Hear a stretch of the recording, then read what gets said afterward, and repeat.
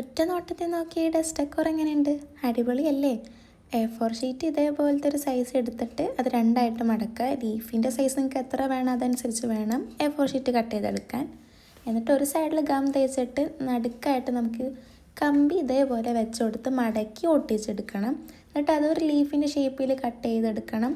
എന്നിട്ട് ആ ലീഫിന് കളർ കൊടുക്കുക. കളർ കൊടുക്കുമ്പോൾ ശ്രദ്ധിക്കേണ്ടതെന്ന് വെച്ചാൽ രണ്ട് സൈഡിലും കളർ കൊടുക്കണം, അല്ലെങ്കിൽ ഒരു ഭംഗി ഉണ്ടാവില്ല. ഞാനിങ്ങനത്തെ ഒരു 7 ഉണ്ടാക്കി എടുത്തിട്ടുണ്ട്.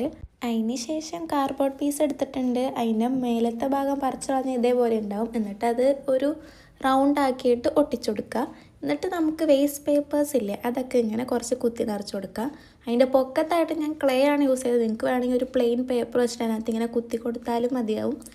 എന്നിട്ട് ഇതേപോലെ കുത്തി കുറച്ച് പെയിൻ്റൊക്കെ അടിച്ചിട്ട് അതിലോട്ട് ഞാൻ നമ്മുടെ നേരത്തെ ഉണ്ടാക്കി വെച്ച ലീഫൊക്കെ ഇറക്കി വെച്ച് അറേഞ്ച് ചെയ്തെടുത്തിട്ടുണ്ട്. ലാസ്റ്റ് ഇതേപോലെ ഉണ്ടാവും കാണാൻ.